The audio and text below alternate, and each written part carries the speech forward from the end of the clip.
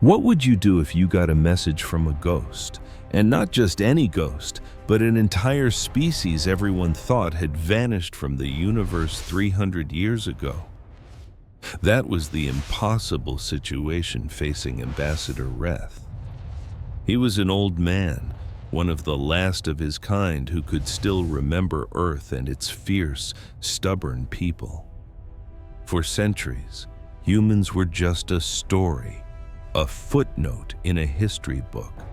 But when an ancient unknown signal flashed on his screen, a code nobody had seen since the dawn of space travel, his old hands started to tremble.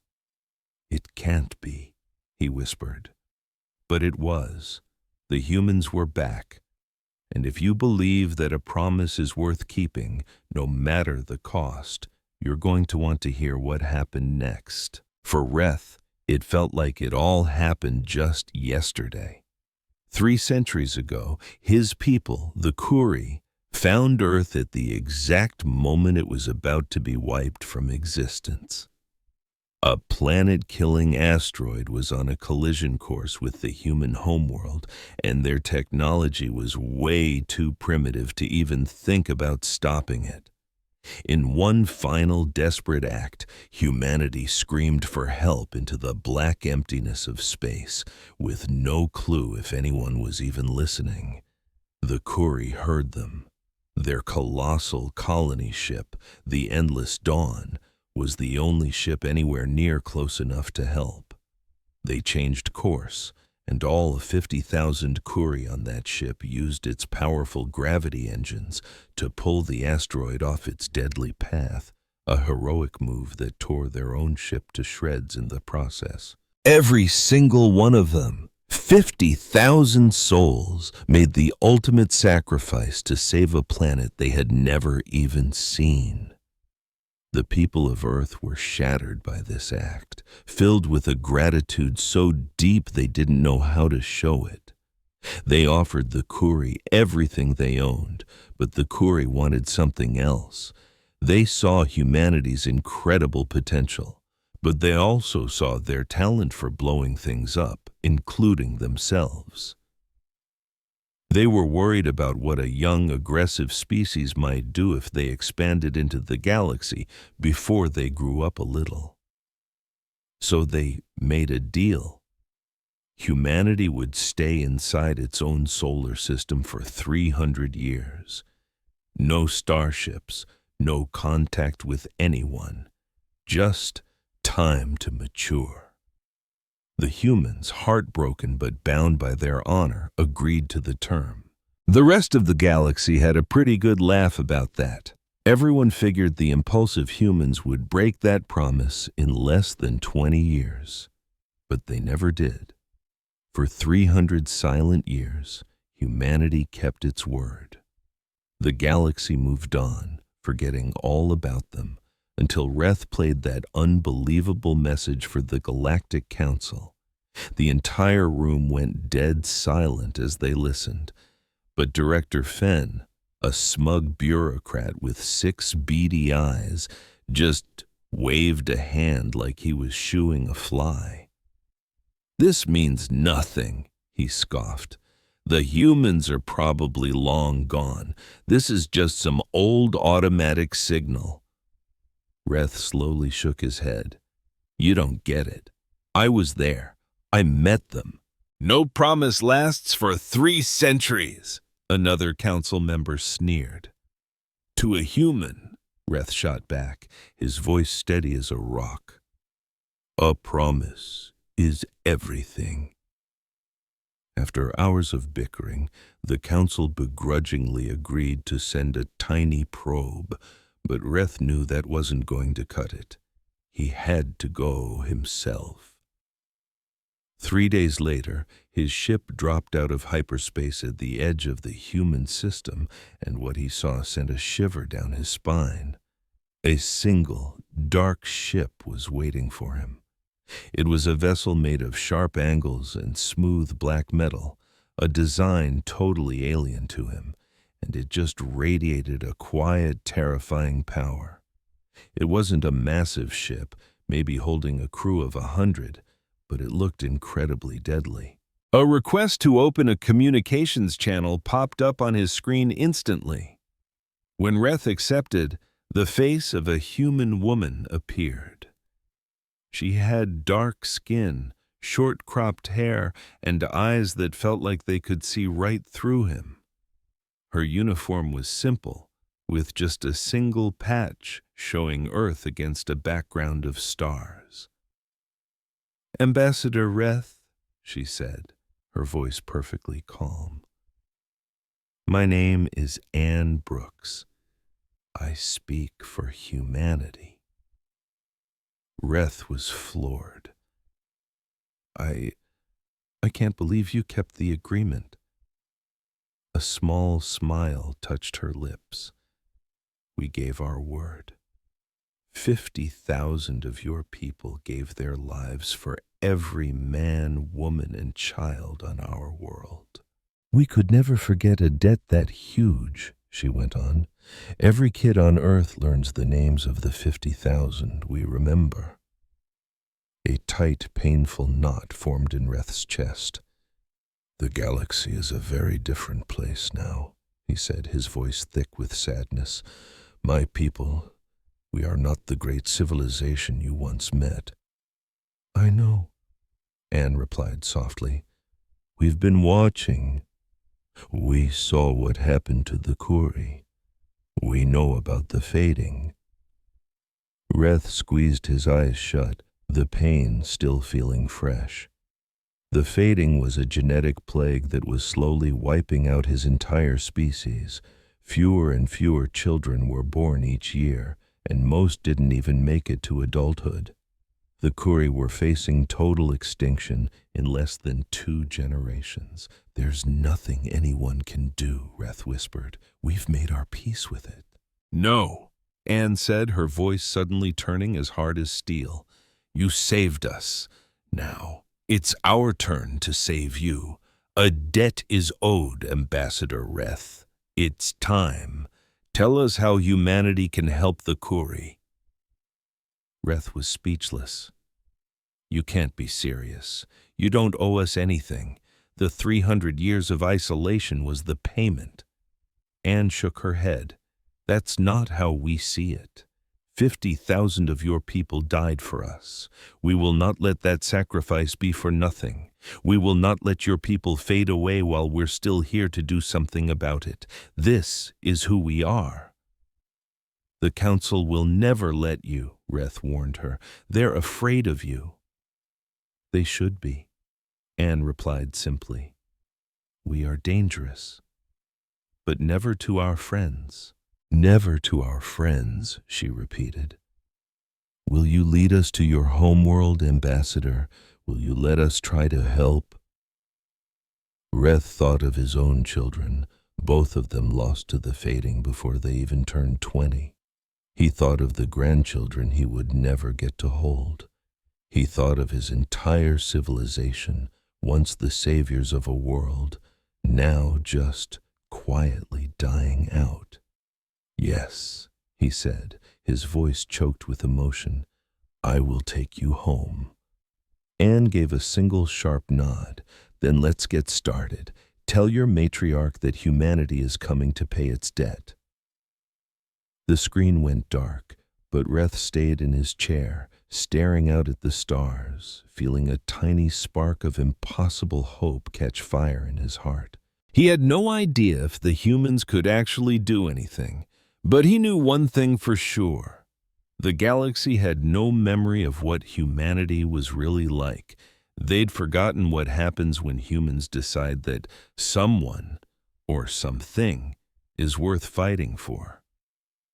And Reth had a funny feeling that a lot of very powerful people were about to get a very rude awakening. Just as he figured, the news that humanity was back sent the Galactic Council into a total meltdown. Emergency meetings were held around the clock, and old, forgotten security files were pried open, revealing exactly why the older species were suddenly so scared. Director Fenn stood before the council, all six of his eyes blinking nervously as he brought up the old intel. "I've reviewed the historical records," he announced, his voice trembling, "and what I've found is deeply troubling." An image of Earth appeared, covered in bright red warning symbols. "Humanity evolved on a Class 12 death world," Fenn explained. "To put that in perspective, most of our species come from Class 3 or 4 worlds. Anything above a Class 8 is considered basically impossible to live on." A wave of shocked whispers spread through the room. A Class 12 world was the stuff of legends and nightmares. "The gravity is crushing," Fenn continued, reading from the file. "The atmosphere is a poisonous cocktail. The weather is a constant series of cataclysms. The local predators are monsters, and new diseases can pop up in a matter of hours. And on top of all that, the humans spent thousands of years fighting each other with some of the most nightmarish weapons we've ever seen." A council member cut in. "But they must have grown past that by now, surely." Reth let out a short, bitter laugh from his seat. "You don't understand. Humans didn't just survive on that planet. They thrived because of it. Every disaster made them stronger. Every war made them smarter. Every single loss made them more stubborn." Fenn nodded grimly. "The records back that up. The second they figured out space travel, they were solving problems our best scientists couldn't even wrap their heads around.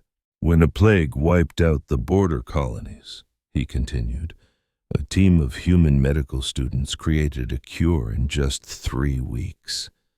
Our top research centers had been working on it for decades and got nowhere."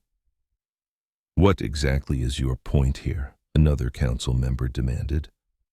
"My point is that we can't let them get involved in galactic affairs," Fenn screamed. "They're too unpredictable, too willing to break all the rules. During one war, a single human warship destroyed an entire battle fleet by pulling a move our top military minds had called mathematically impossible. They rammed the enemy command ship at faster than light speed," Reth added quietly. "The crew knew it was a suicide mission. They did it anyway to save millions of innocent lives. That's what humans do." The chamber was completely, utterly silent. Finally, someone in the chamber asked what everyone was thinking. "So what is it they want from us this time?" Reth, an old council member, gave the answer. "They want to help the Kuri. They found out about the fading." That single statement sent a shockwave of arguments through the room. The director, Fenn, slammed his gavel to get everyone to quiet down. "The Kuri situation is a tragedy, but it's a lost cause," he announced. "We've had hundreds of our top scientists look into the fading. The genetic corruption can't be reversed. There is no cure." "You can try telling that to the humans," Reth said, a faint smile on his face. "They have a real problem with the word impossible." "Then they're fools," Fenn shot back. "Maybe," Reth admitted, "but they're fools who honor their debts, and 300 years ago, 50,000 of my people gave their lives for them." And right at that moment, as the debate was getting heated, the humans decided to show up uninvited. A new voice, crisp and unnervingly clear, sliced right through the council's private discussion. That was supposed to be impossible. This was a closed, encrypted broadcast.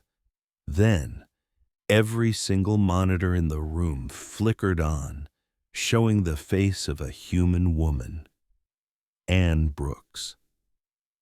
"Sorry to barge in," she said, but her tone made it perfectly clear she wasn't sorry about anything. "We thought you should be aware of what we're planning to do." Fenn, the council director, looked like he was about to burst a blood vessel. "This is a secure channel." Anne just smirked. Your security is a punchline. I think my tech guy cracked it in, 7 minutes? But that's not why I'm here. We're on our way to the Kuri homeworld. We are going to get to the bottom of this fading disease, and we are going to fix it. That's impossible, Fen yelled. Anne didn't flinch. We landed 12 men on our moon using computers with less processing power than the little device in your pocket. Can you imagine being told you're not allowed to help the very people who saved your entire species from being wiped out? That was the insane position Ambassador Anne Brooks found herself in, staring down a council of aliens who cared more about procedures than an entire civilization on the brink of death. If you think you see where this is headed, trust me, you don't. So just hang on for a second. We split the atom before we even had the right safety gear. Anne's voice cut through the chaos in the chamber. We launched little robotic rovers to other planets while our own spacesuits were held together with what might as well have been duct tape. Humans have made a habit of doing the impossible. This is just the next item on our to-do list. She stared them down through the screen. So let me be perfectly clear. We are not asking for your permission. We are informing you, as a professional courtesy, of what is happening. The Kuri saved our world. Now we're saving theirs. That's the end of the discussion. A smug-looking security officer leaned toward his microphone, a sneer on his face. You have one ship. We have fleets numbering in the thousands. You're in no position to tell us what to do. Anne's lips twisted into a small, chilly smile that somehow dropped the temperature in the room. We brought one diplomatic vessel. She let that hang in the air for a beat. Would you be interested in seeing what's parked just outside your detection grid? The main screen behind the council flickered, shifting from her face to the black void of space just beyond their borders. And then they materialized, silent, dark, and unimaginably huge. It wasn't just a handful of ships. It was a fleet of dozens, maybe even hundreds, just hanging there in the darkness like specters. The sheer scale of it sent a cold dread through every single person in that room. 300 years is a long, long time, Anne said, her voice lowering to a calm, steady tone. We didn't just twiddle our thumbs. We built. We innovated. We got ready. History taught us to hope for the best, but prepare for the absolute worst. We were hoping we'd never have to show this fleet to anyone, but we were always prepared. This is a threat! Fen, the council director, shrieked, his face turning a deep shade of purple. No, Anne corrected him, her voice as hard as steel. This is a promise. We are going to save the Kuri. Anyone who stands in our way is going to have a very, very bad day. But let's get something else straight. We don't want your territory. We don't want your influence. We are here to pay back a debt.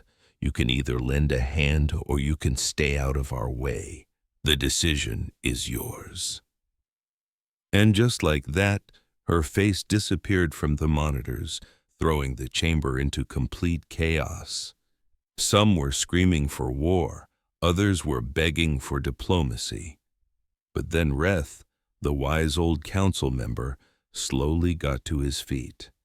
His old bones audibly creaked, but his voice sliced through the pandemonium. You are all terrified, he said, his eyes scanning the room.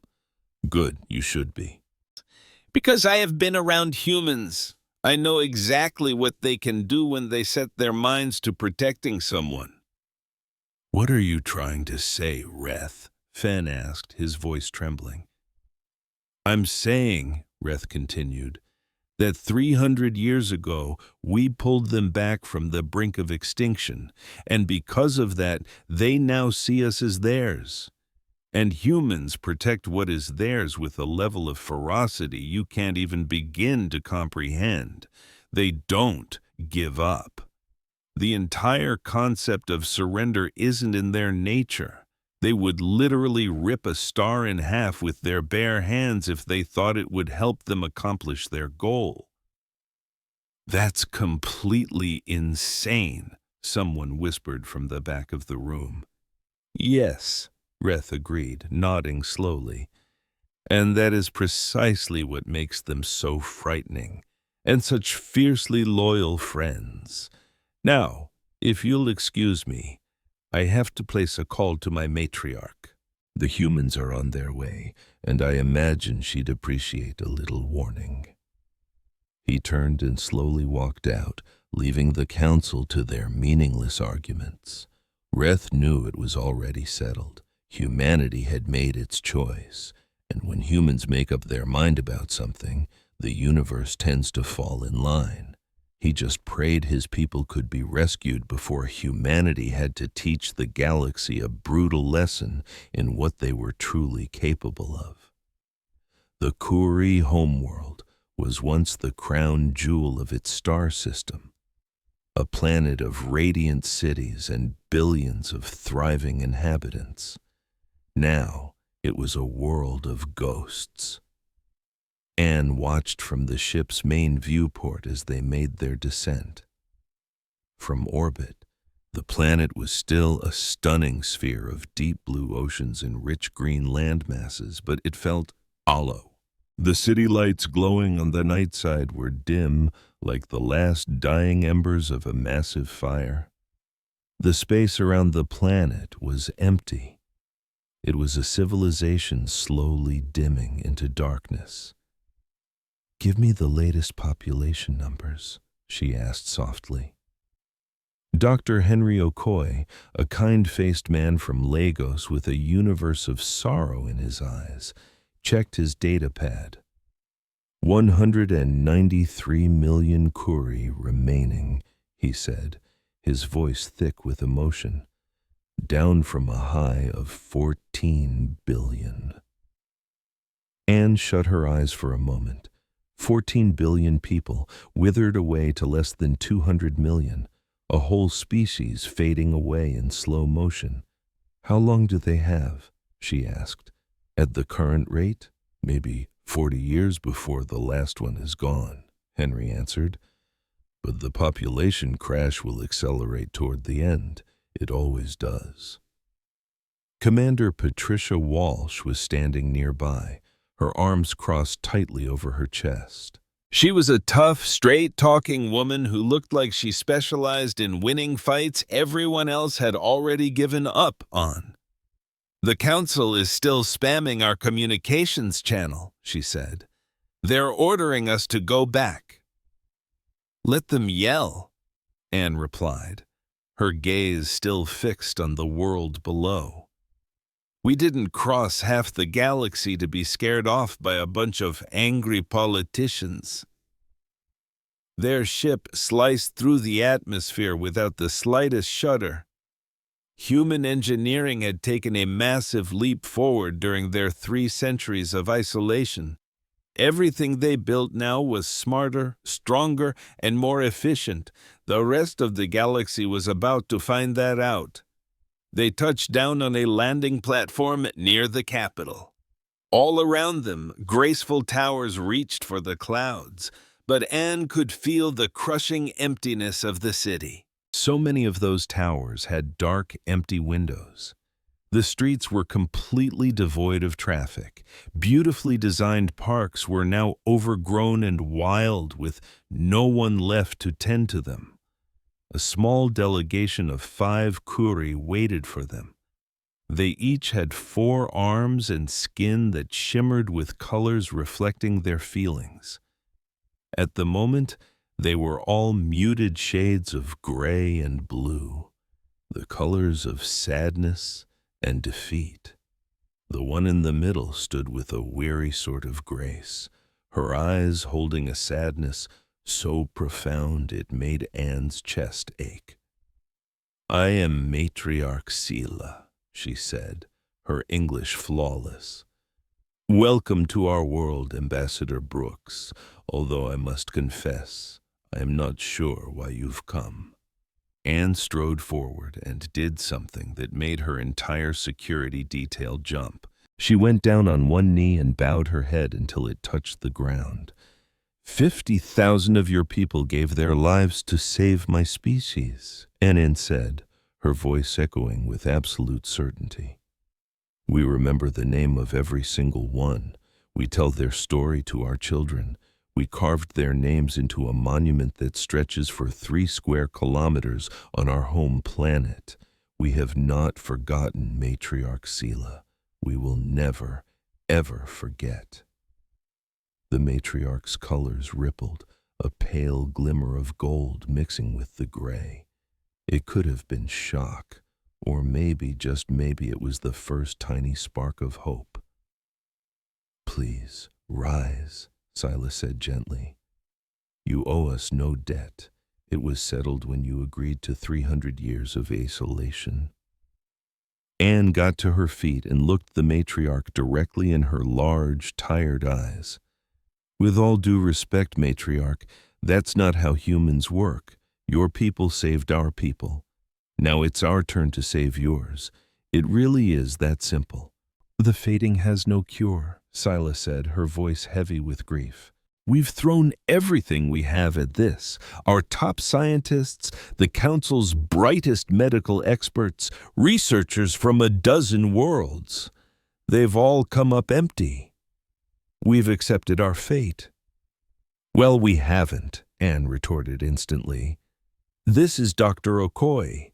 He's the most brilliant geneticist humanity has ever produced. His team wiped out the Cairo plague in 4 months.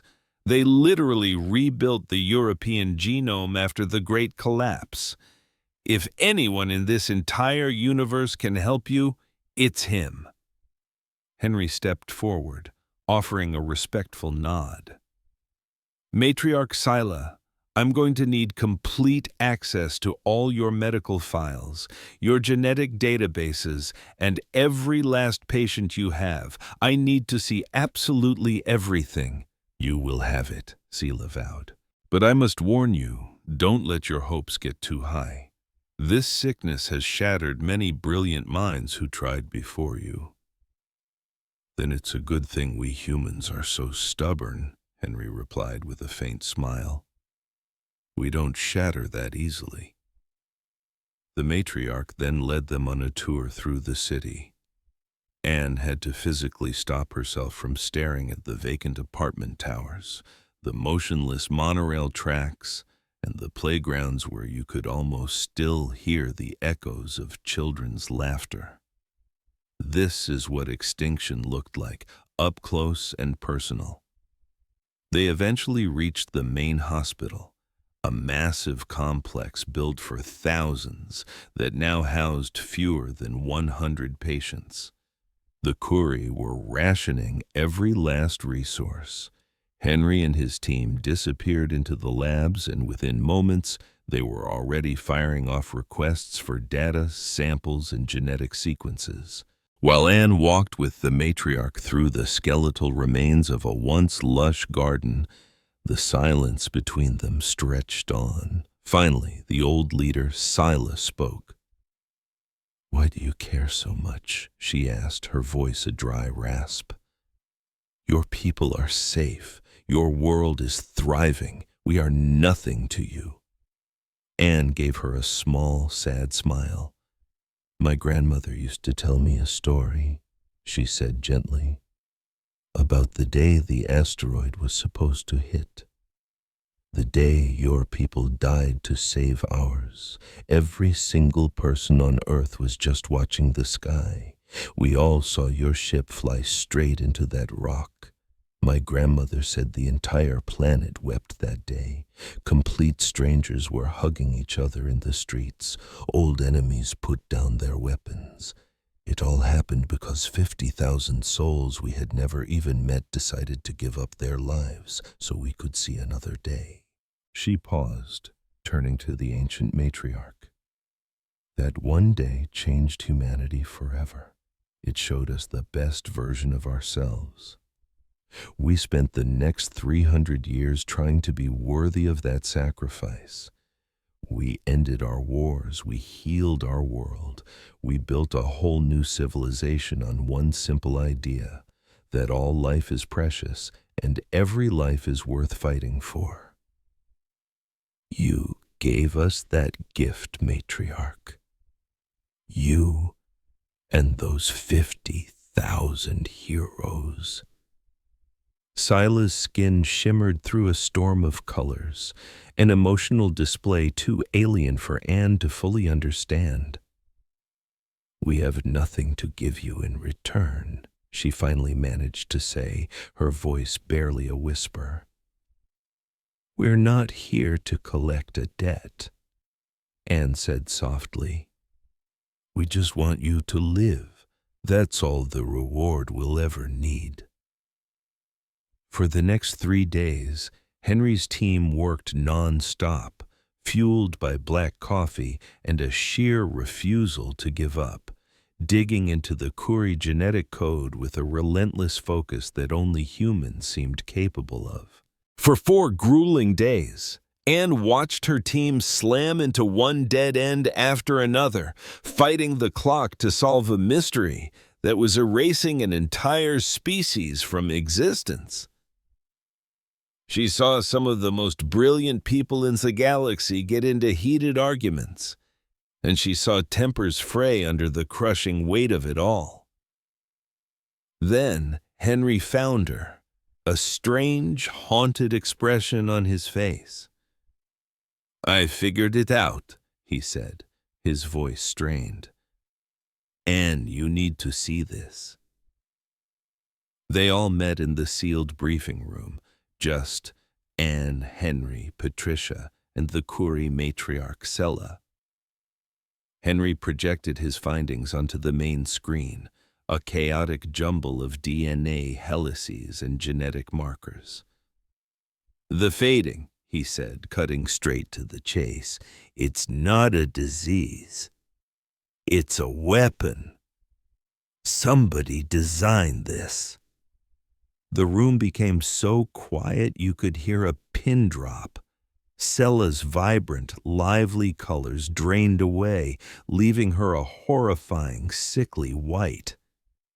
Explain, Anne commanded, her voice chillingly calm. The genetic decay is too flawless, Henry said. It's following a specific, deliberate pattern, a targeted, systematic attack. This was no accident of nature. Someone unleashed a genetic plague on the Curie people about 287 years ago. It was engineered to hide in their DNA and set off a slow-motion, cascading system failure that's passed down from one generation to the next. And here's the most twisted part. It was designed to perfectly copy a natural genetic decline. Whoever did this wanted the Curie to just quietly fade into history, thinking it was their own tragic destiny. Patricia let out a stream of angry curses in 3 different languages, a cold fire lighting up her eyes. Can you find the monsters who did this? She hissed. I already did, Henry replied. The biological signature they left behind is extremely specific.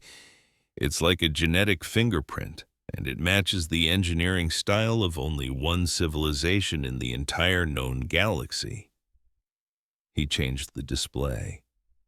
A new image appeared on the screen, a species Anne had never laid eyes on before. They were tall, graceful beings with skin like living crystal, covered in a fine web of sensory threads. The Vosk Concord, Henry said. They're the ones. Matriarch Sella, they have been systematically assassinating your people for nearly 3 centuries.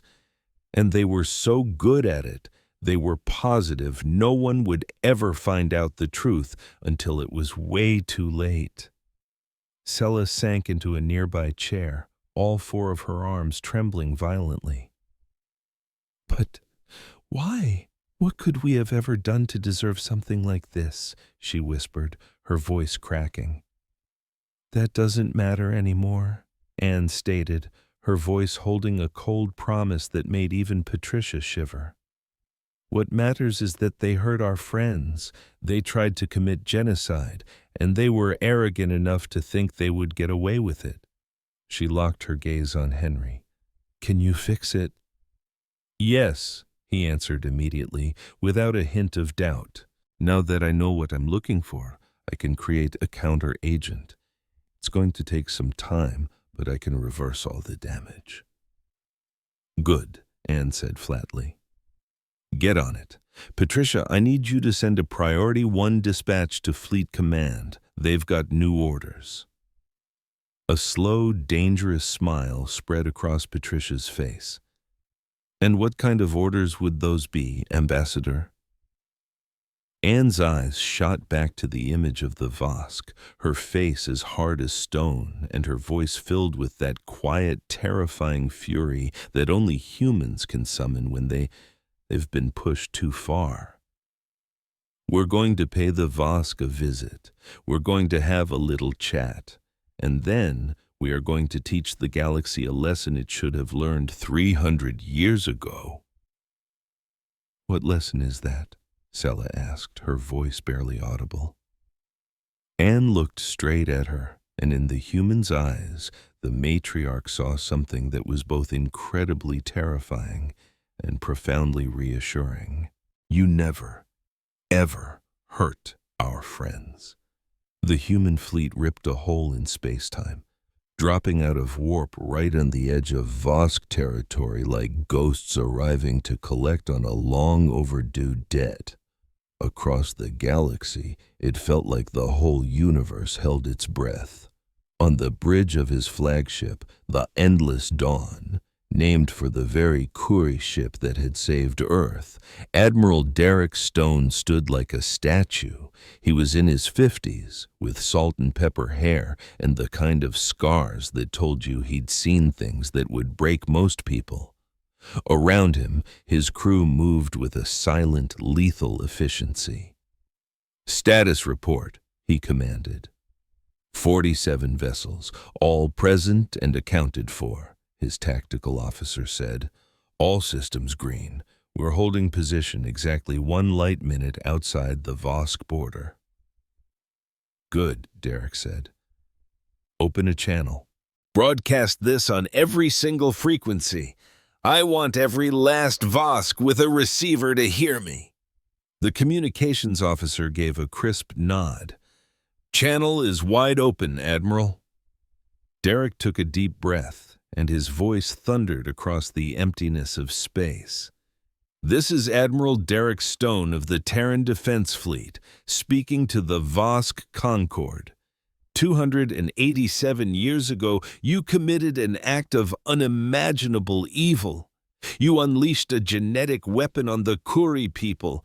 You orchestrated the slow, silent murder of billions, and you hid your crime behind a wall of deception. You were wrong. He let the words hang in the dead air, letting their weight crash down on an entire empire. On planets and ships all over Vosk space, billions of crystalline beings listened, frozen in disbelief. He wanted to make damn sure they understood what was about to happen. The Curie are our allies. They are our friends. They saved our entire civilization when we were on the brink of total annihilation, and you tried to wipe them from the face of the universe. So here is what's going to happen. You will surrender every single person involved in the creation and deployment of that bioweapon. You will turn over every piece of research related to this atrocity. You have 12 standard hours to comply. If you fail to do so, we will come and get them ourselves, and I give you my word, you will not enjoy that. The transmission ended. Derek turned to his crew. And now we wait. On the Vosk homeworld, The leadership council scrambled into an emergency meeting. Panic was an emotion the hyper-rational Vosk almost never felt, but it was now so thick in the chamber it was hard to breathe. Supreme Coordinator Vesh stood before the council, his crystal body flickering with raw anxiety. "So what's the final count on their ships?" Vesh demanded. 47, sir," his top general replied. "Our projections show it's a token force. We can have 600 of our own warships on the front line in less than an hour." "Then tell me," Vesh snapped, "why is everyone acting like the sky is falling?" An elderly councilman, one who had secretly read the forbidden histories, spoke up, his voice low. "Because they're human," he said. "Because they grew up on a planet that tried to kill them every single day. Because everything we know about them screams that this is a war we're not built to win." "That's just superstitious nonsense," Vesh scoffed. "They're one species with a handful of ships. We outnumber them more than 13 to 1. "That's exactly what the Trellan Armada said during the border wars," the old councilman answered. "They had the bigger fleet, too, and the humans wiped out their entire armada in 6 hours. "A lucky break," Vesh insisted. "A 1-in-a-million shot." "Then allow me to show you what our spies have found," the elder said, bringing up an image on the main display. "Human warships aren't built to be pretty. They're designed with layers of backup systems and sealed-off compartments. They're covered in so much armor that our ships would be too heavy to fly. But humans don't care about speed. They only care about being able to fight back, no matter how badly they're damaged." Pictures of human battleships, bristling with gun turrets, filled the screen. "Their weapons are crude and direct," he went on. "They love missiles, railgun slugs, and simple metal rods shot at nearly the speed of light. They still use radiation weapons that we declared barbaric centuries ago. They employ strategies that no civilized race would even dream of," the old councilman warned, his voice heavy. Vesh just laughed, his pride a shield against the disturbing report. "Such as?" "Ramming speed," the elder said bluntly. "They'll drive a billion-dollar battleship straight into one of ours just to win an engagement. Their pilots can handle G-forces that would crush our bodies into jelly. They wear suits that let them survive fires that would boil us inside our own shells. But the scariest part? They absolutely refuse to give up." An unnerving quiet settled over the room. Someone finally broke the silence. "So what's our move?" The general fidgeted. "Can fight. And we could probably win."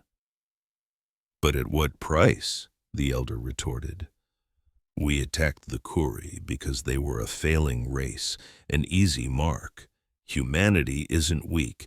They are furious, and there is nothing in this galaxy more dangerous than a human who's been pushed too far." Vesh considered his options. His people had committed what they believed was the perfect crime. Wiping out the Kuri was a cold, strategic move to eliminate a future rival, and they'd made it look like a natural disaster. No one was supposed to know. But somehow, these primates from some forgotten death world had figured it all out. And now they were here, demanding a price to be paid in blood.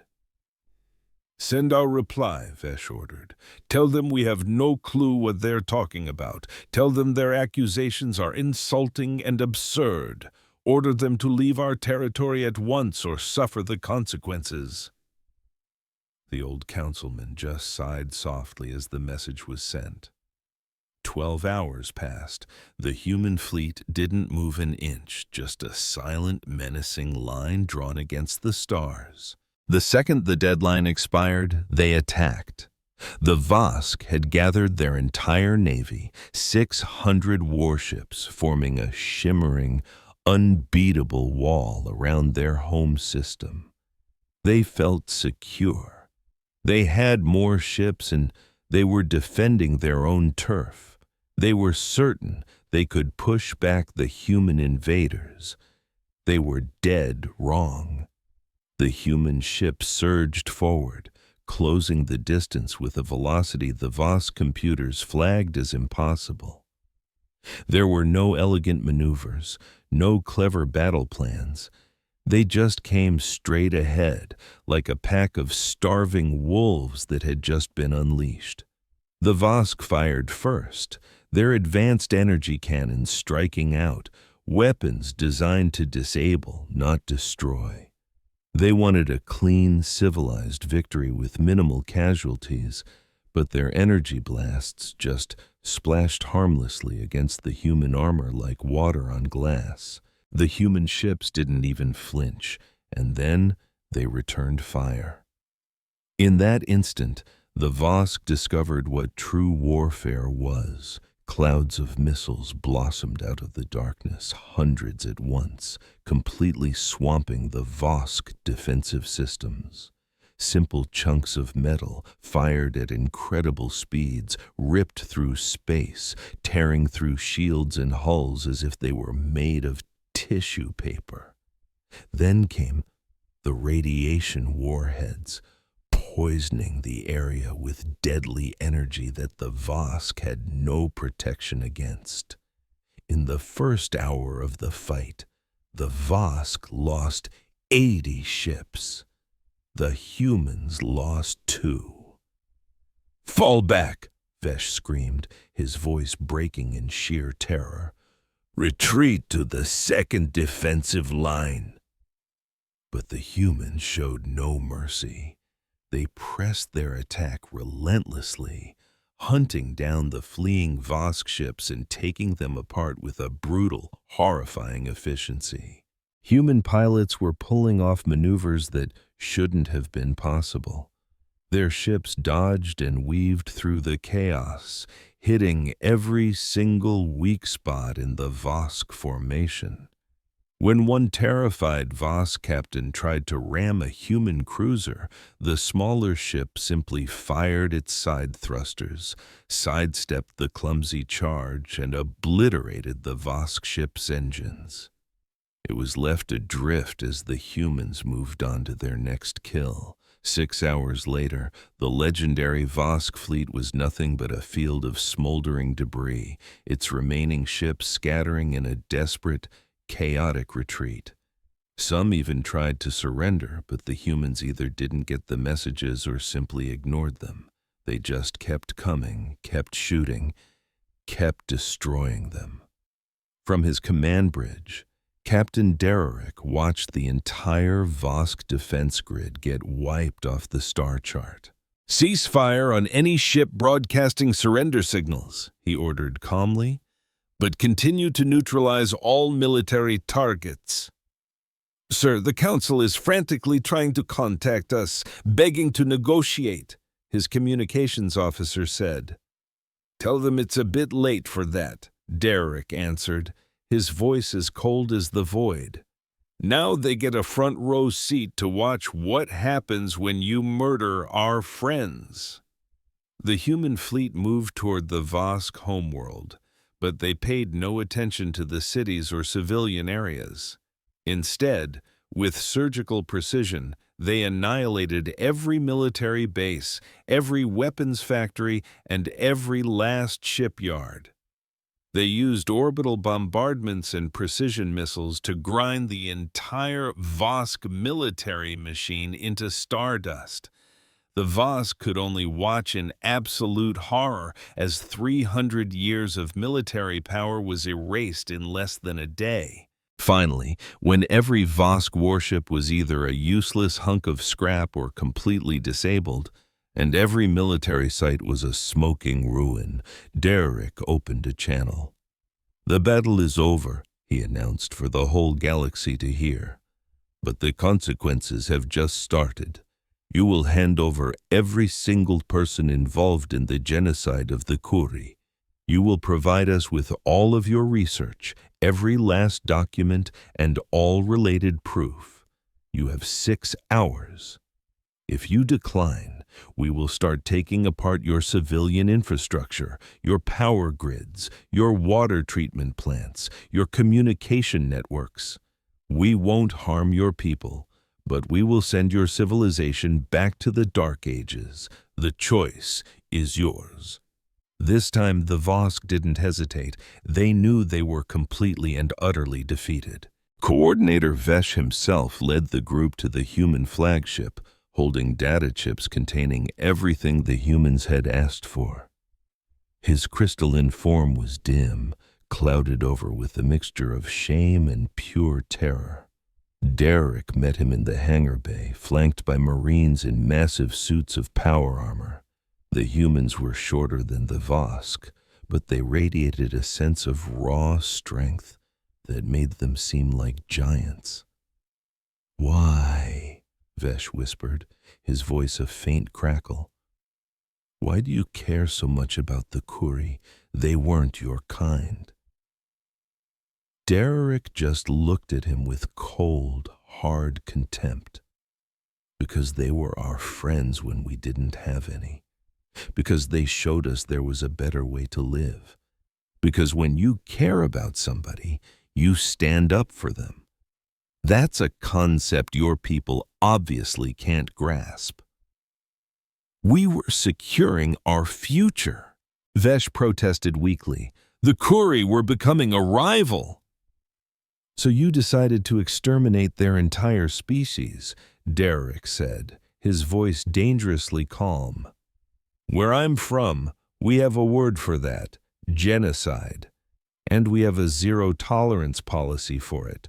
No excuses, no second chances." He took the data chips from Vesh's shaking hands. "You should probably thank whatever god you pray to that we aren't like you. We could have scorched your planet. We could have given you the same fate you gave the Kuri. But we're better than that. We don't murder innocent people." Derek leaned in closer, his voice dropping to a low conversational whisper that was far more frightening than any shout. "But I want you to listen to me very, very closely, Coordinator. If your people ever, and I do mean ever, so much as give the Kuri a dirty look again, we will come back, and next time we won't be this polite." "You will leave my vessel now." Vesh practically fell over himself trying to get away, and Derek turned to his crew. "Patch Ambassador Brooks through. We got what we needed. We're going home."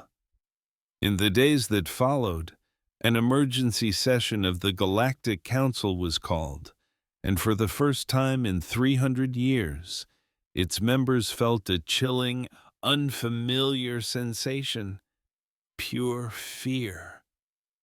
Director Fenn stood before them, his 6 eyes nervously scanning the room. The main view screen was playing a silent, horrifying video on a loop: the Battle of Vos Prime. 600 warships, now a floating junkyard, all taken out in less than 24 hours. Military bases, now just smoldering craters. The entire military might of a civilization, just gone. "This is an absolute outrage," shouted Representative Corvin from the Dreth Collective. "Humanity has attacked a council member. We must impose sanctions." "We should dismantle their fleet. They must be what exactly?" Reth, a wise elder, cut him off. "Fought? Defeated? By all means, Representative Corvin. Please tell us how you intend to do what 600 Vosk warships failed to." Corvin just sputtered and sank back into his seat. Nobody else had a better idea. A smaller, more nervous representative from the Helix Federation chimed in. They used radiation weapons. Those are outlawed by the Civilized Warfare Accords. Humanity never signed those accords, Reth reminded him. They were cut off from the rest of the galaxy when we made those rules. You can't hold someone to a treaty they never agreed to. That's just a technicality, Fen shot back. No, Reth said, his voice leaving no room for argument. That is reality. Humanity operates on its own set of rules, with its own moral compass. And honestly, after reviewing the evidence they sent us about what the Vosk were doing, I wouldn't just call their actions justified. I'd call them necessary. The room erupted into total chaos, with everyone shouting at once. Fen threw his arms up, desperate to restore order. The situation with the Vosk was an internal affair, Fen argued. The decline of the Kuri people was a tragedy, yes, but it was not the place for outsiders to meddle. The Vosk were systematically wiping out billions of innocent people. Reth's voice boomed over the noise. They engineered a bioweapon to hide their crime. You want to call that an internal matter? Are you seriously suggesting that genocide is something we should just look the other way on? The humans had no right to interfere, another representative shrieked. But the humans were completely in the right, Reth fired back. They were defending their friends. Or has that word completely lost its meaning here?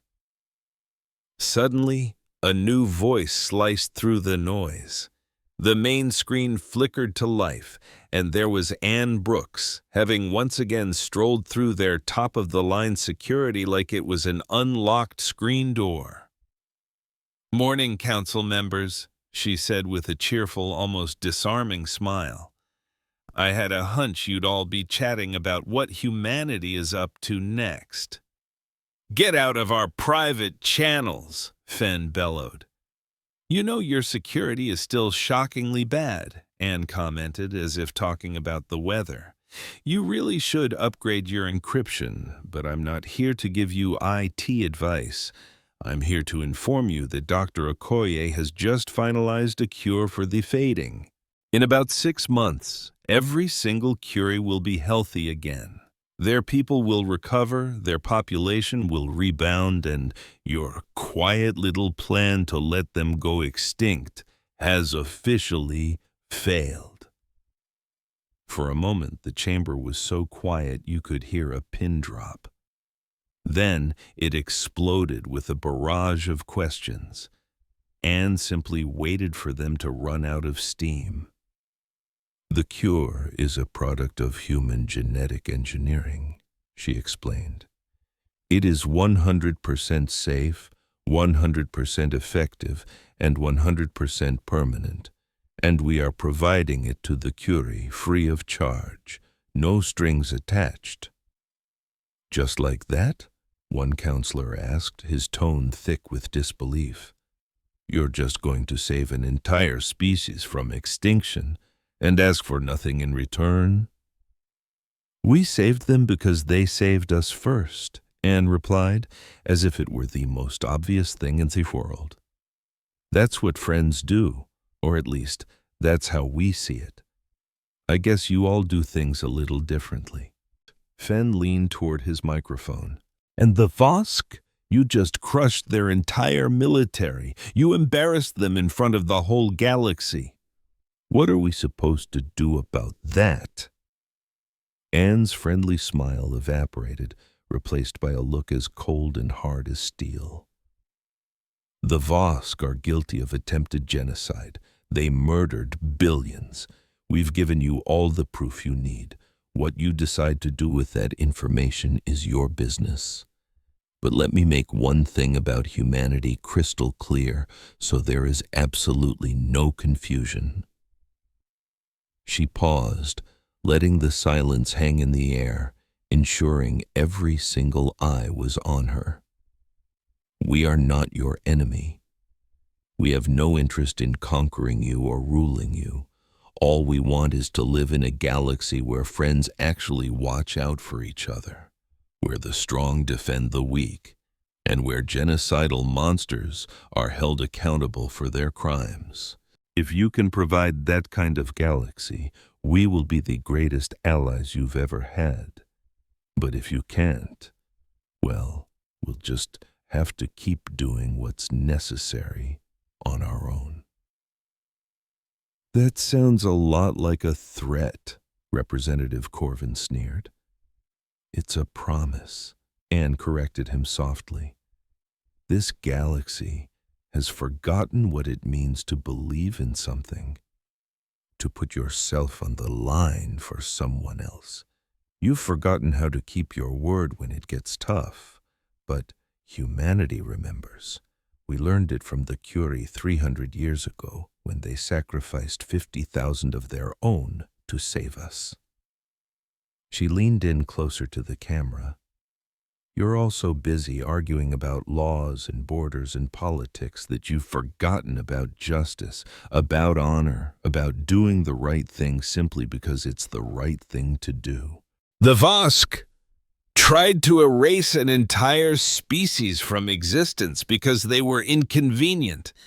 And you want to lecture us for stopping them? A deep, uncomfortable silence filled the chamber. The truth of her words hit them like a physical blow, and no one had a response. Anne held her ground. Humanity is back. We will be good neighbors if you let us. But we will not be bullied. We will not ignore evil just because it's easier. And we will always, always protect our friends. Don't ever forget that. The screen went black. The council chamber was silent for a long, heavy moment. Finally, Reth spoke. I move that we formally recognize humanity as an independent power, not as a member of this council, but as our equal. Let them carve their own path, live by their own code, and let us all pray we never give them a reason to consider us an enemy. They are dangerous, Fen grumbled. Yes, they are, Reth agreed, but they are also honorable, fiercely loyal, and they charge into a fight for justice when the rest of us are running away. The galaxy needs more of that, not less. The motion was put to a vote. It was a close call, but it passed. Humanity was now officially an independent power, free to conduct its own affairs and defend its allies as it saw fit. It wasn't quite a friendship, not yet, but it was a start. Meanwhile, on the planet Kuan, matriarch Sela was standing in a medical bay, watching Dr. Okoye administer the first doses of the cure to her people. For the first time in a generation, there was hope, real hope. Curie patients, who had been written off as a dying race on a slow march to extinction, were recovering.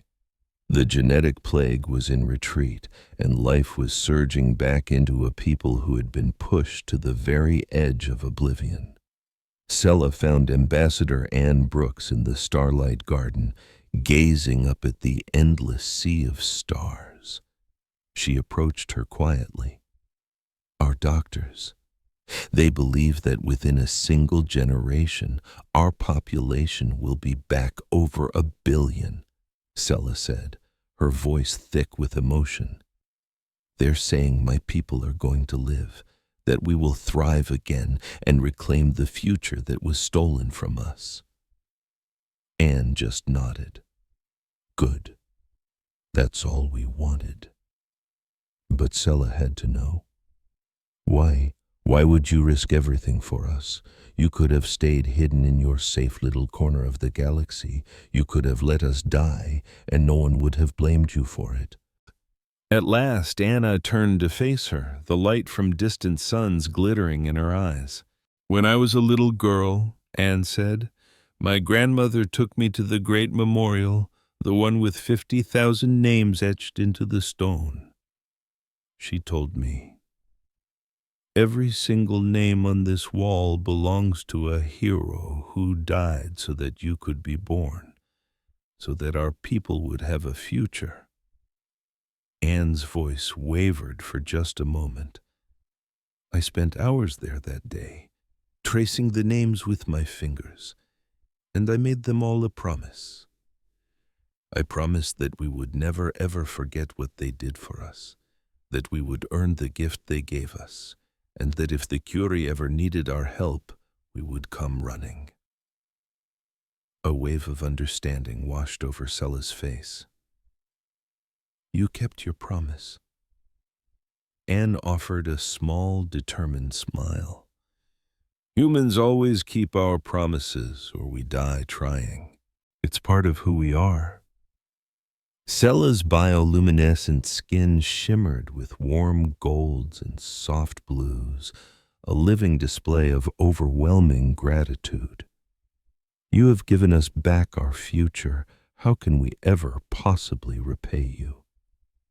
Anne's smile grew a little wider. "You already did. 300 years ago. As far as humanity is concerned, we're even." But they both knew this was about more than settling a debt. True friendship never is.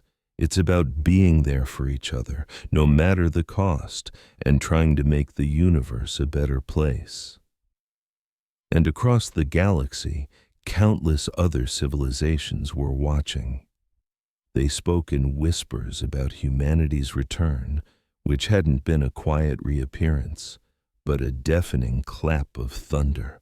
In just a few hours, they had completely dismantled a major galactic power. Imagine a species on the brink of extinction, betrayed by the very council meant to protect them. Now picture the underdogs of the galaxy, humanity, isolated for centuries, showing up and changing everything. This is the story of how we paid a 300-year-old debt and put the entire universe on notice. 5 years ago, we saved a dying race not for power, but because it was the right thing to do. Now, the galaxy is learning that humanity is back. We are strong, and we absolutely do not tolerate bullies. The age of our isolation is over. The age of our influence has just begun. The transformation was gradual, but impossible to ignore. On the Curie homeworlds, cities that had been dark for generations were now ablaze with light. The sound of children's laughter echoed through parks that had stood as silent memorials. Their population exploded past 1 billion and just kept climbing. The gene therapy from a human doctor had been a miracle. Matriarch Sella stood on a high balcony, watching shuttles crisscross sky lanes that were barren just a few years ago. Beside her was Anne Brooks, a bit older now, but with that same fierce spirit all humans seem to possess. "We're naming a city after your grandmother," Sella said, gesturing to the sprawling metropolis below. "We're dedicating a university to Dr. Okoye and an entire star system to Admiral Stone. We will make certain that no one ever forgets what you did." "We are deeply honored," Anne replied softly. "But you don't owe us anything more." Sella finally turned to face her. "This was never about a debt. This is about friendship. It's about remembering that when our world was about to go dark forever, humanity lit the way." Down below, Curie and humans worked side by side on new construction and research. A powerful bond had formed between them. The Curie were in awe of human ingenuity, while the humans were captivated by the Curie's profound artistic culture. "The Council keeps sending envoys," Anne mentioned casually. "They're suddenly very eager to discuss formal treaties." Sella gave her a knowing look. "And will you be meeting with them?" A sly grin spread across Anne's face. "Perhaps. But if we do, it'll be on our terms. We have no interest in joining their council, but we're open to talking about trade, diplomacy, and mutual defense with anyone who shares our principles. They're still rattled by what happened with the Vosh, Sella observed.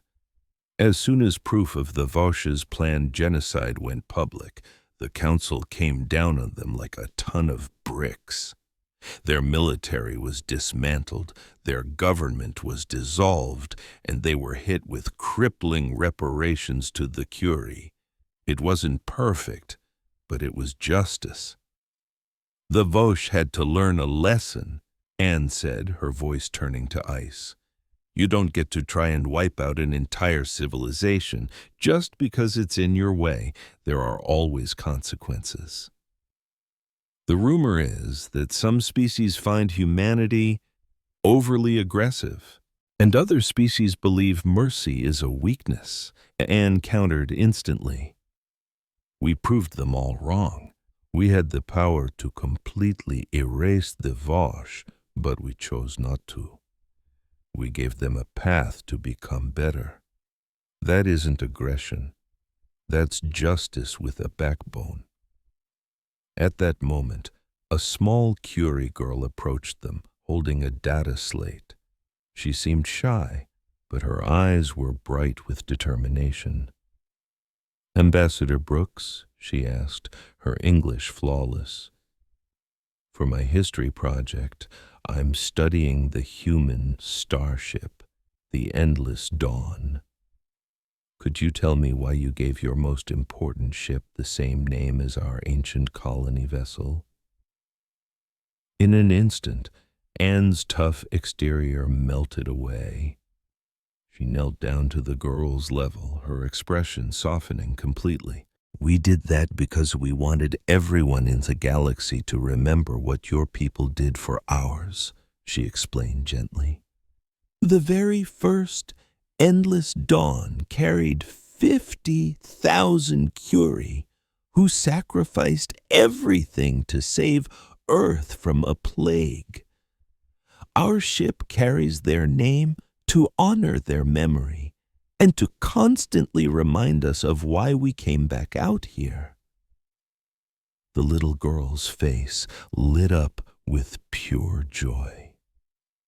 My teacher says that humans always pay their debts. Your teacher is very wise, Anne said with a smile. We always do, but more importantly, we always remember our friends, and the Curie will always, always be our friends. The child beamed, thanked her, and then scampered away. Sella's skin began to shimmer with a warm golden hue, a sign of deep contentment. You have a gift with children, she noted. I have 3 nieces back on Earth, Anne said as she stood up. I field about 1 million questions a day. It's great practice. They stood together in a comfortable silence, watching the city lights pulse below them. Sella finally broke the quiet.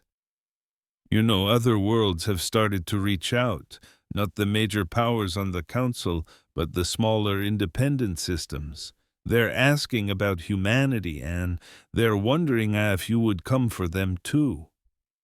We've been receiving the messages, Anne confirmed with a solemn nod. A mining colony being squeezed by pirates, a research outpost facing a medical catastrophe, 2 systems teetering on the edge of war. It seems like everyone is suddenly looking for a human to save the day. And are you going to? Sella asked quietly. Anne sighed, a long, weary breath. We will help where we can, and when we feel it's the right call. But we are not trying to become the galaxy's police force. It's not our place to solve everybody's problems. Our job, Anne continued, is to be good neighbors and to defend those who can't defend themselves. Sella chuckled softly. The galaxy has no idea what to make of you. They're used to empires bent on conquest or powers that simply don't care. You're something new. We're friends, Anne said, as if it were the simplest thing in the universe. We help our friends, and we're pretty good at making new ones. That's just how we do things. Later that night, Anne began to compose her official report to Earth. Her quarters were filled with gifts from species they'd made contact with, intricate art, advanced tech. Each item was a symbol of a new friendship.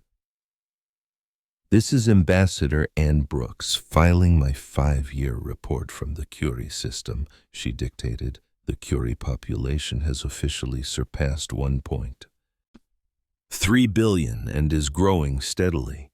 The genetic plague that nearly annihilated them has been completely eradicated.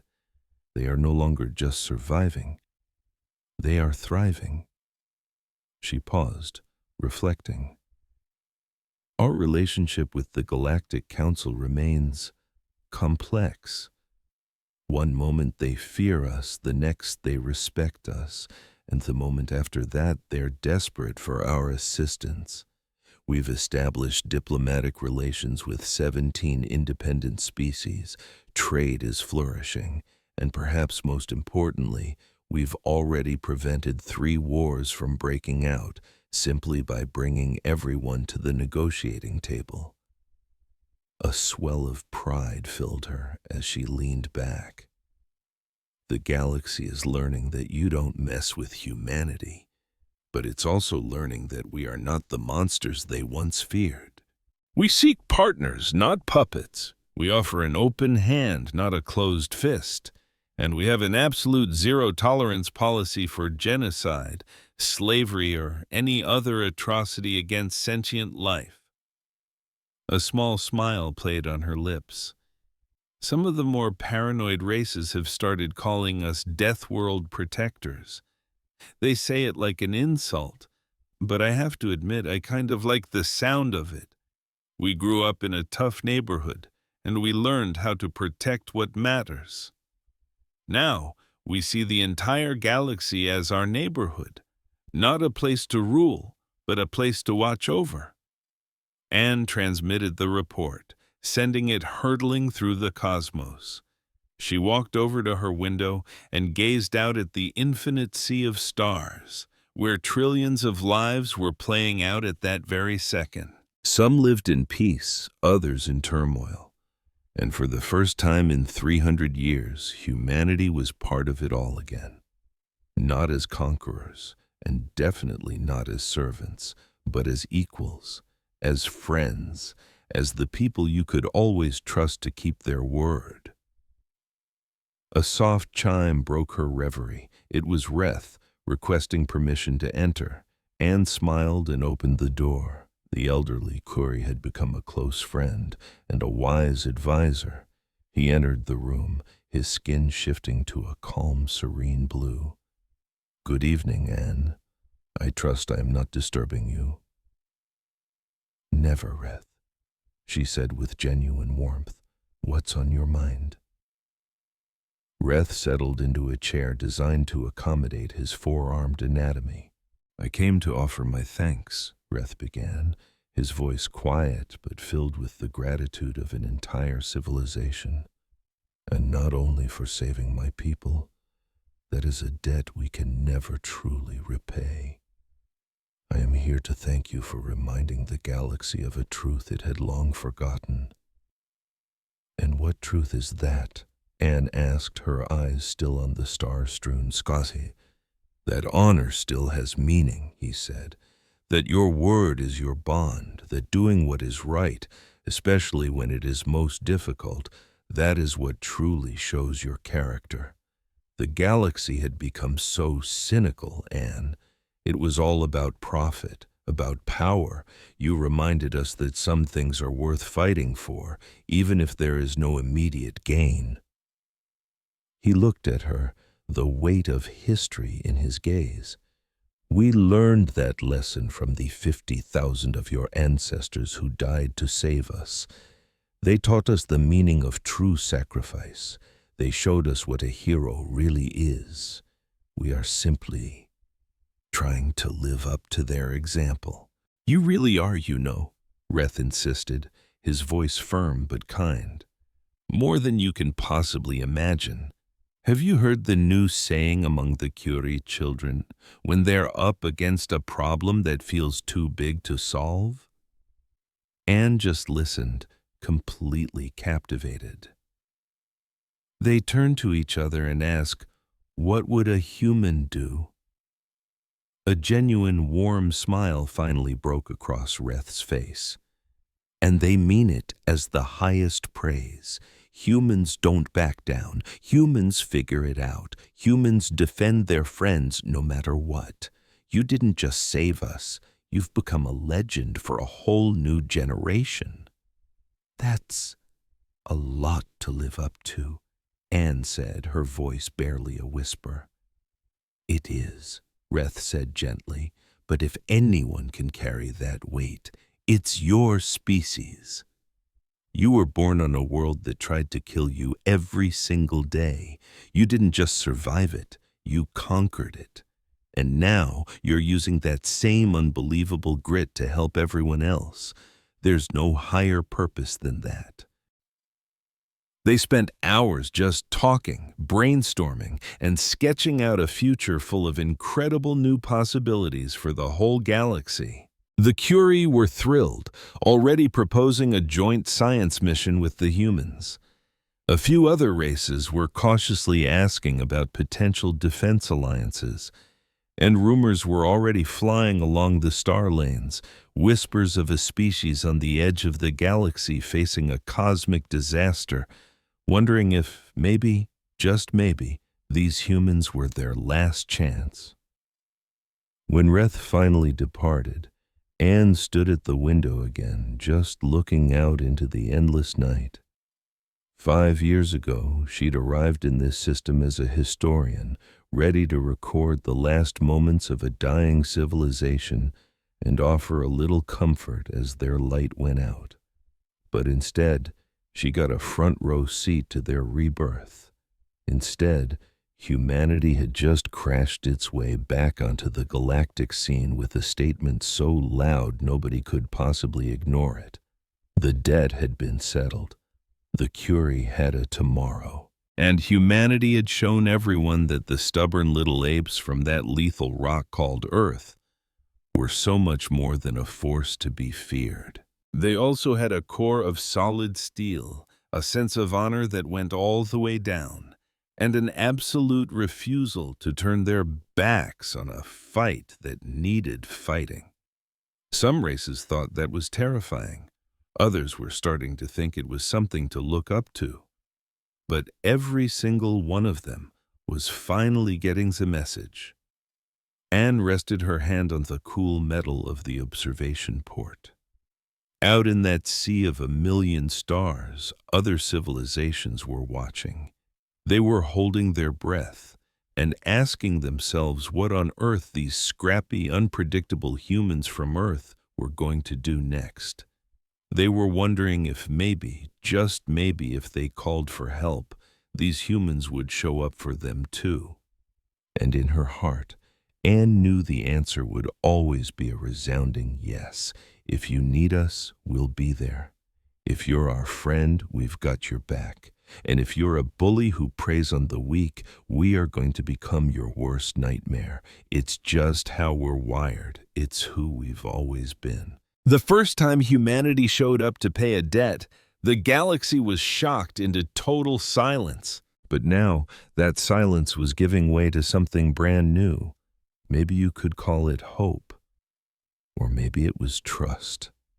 It was the quiet, growing realization that somewhere out in all that cold, empty darkness, there was one species that would stand up to the tyrants, that would always keep their word, and that would never, ever let a friend face the darkness alone. 300 years of lonely, painful silence were officially over. The age of humanity had begun, and the rest of the galaxy was just going to have to get used to it. But Anne had a feeling it was all going to work out for the best. Humanity had learned a powerful lesson from the Curie's sacrifice. They had spent decades trying to become worthy of that amazing gift. And now they would spend forever making sure nobody else ever had to face the end all by themselves. The debt was paid in full. But the real job, the incredible adventure of building a safer, kinder galaxy, was just getting started. And you can bet humanity was more than ready for the challenge.